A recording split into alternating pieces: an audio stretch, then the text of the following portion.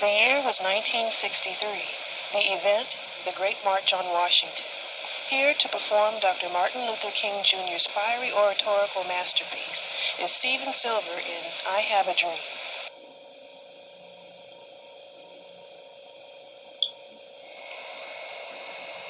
I'm happy to join with you today in what will go down in history as the greatest demonstration for freedom in the history of our nation. 50 years ago, a great American in whose symbolic shadow we stand today signed the Emancipation Proclamation. This momentous decree came as a great beacon light of hope to millions of Negro slaves who have been seared in the flames of withering injustice. It came as a joyous daybreak to end the long night of their suffering.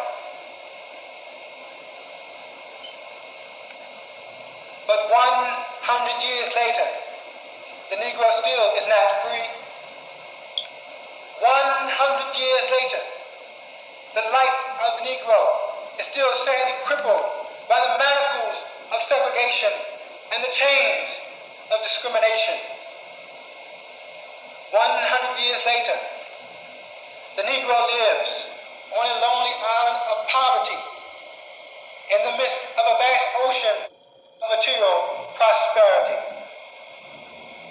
100 years later, the Negro is still languished in the corners of American society and finds himself in exile in his own land. So we have come to this hollow spot today to remind America of the fierce urgency of now.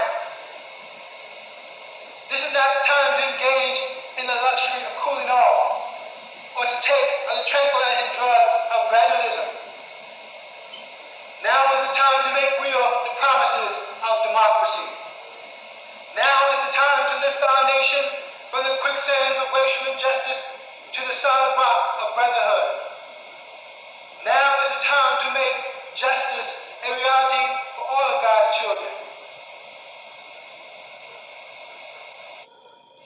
It would be fatal for this nation to overlook the urgency of the moment. This sweltering summer of the Negroes' legitimate discontent will not last until there is an invigorating autumn of freedom and justice. And so I say to you today, my friends, even though we face the difficulties of today and tomorrow, I still have a dream. It is a dream that is deeply rooted in the American dream. I have a dream that one day this nation will rise up and live out the true meaning of its creed. We hold these truths to be self-evident that all men are created equal. I have a dream that one day on the red hills of Georgia, the sons of the former slaves and the sons of the former slave owners will one day sit down together at the table of brotherhood.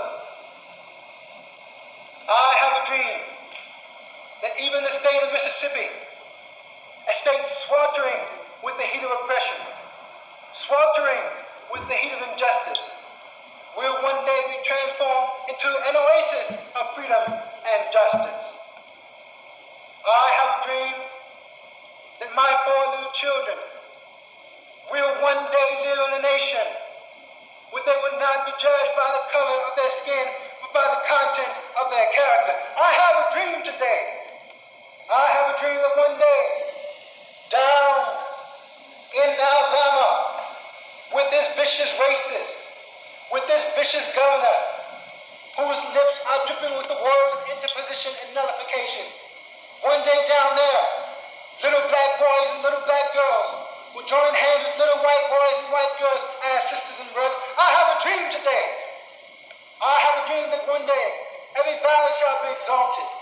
Every mountain and hill will be made low. The rough places will be made plain, and the crooked places will be made straight. And the glory of the Lord shall be revealed, and all flesh shall see it together. This is our hope. This is the faith we go back to the South with. With this faith, we will be able to hew out of the mountain of despair a rock of hope. With this faith, we will be able to work together, to pray together, to fight for freedom together, knowing that one day we will be free. And that will be the day when all of God's children will be able to sing with new meaning. My country, 'tis of thee, sweet land of liberty, of thee I sing. Land where my fathers died, land of the pilgrim's pride. From every mountainside, let freedom ring.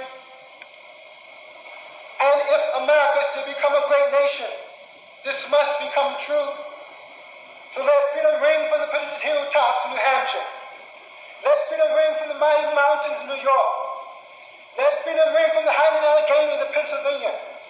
Let freedom ring from Snow Camp Rocky, Colorado. Let freedom ring from the Comanche slopes of California. Let freedom ring from every hill and molehill of Mississippi. From every mountainside, let freedom ring.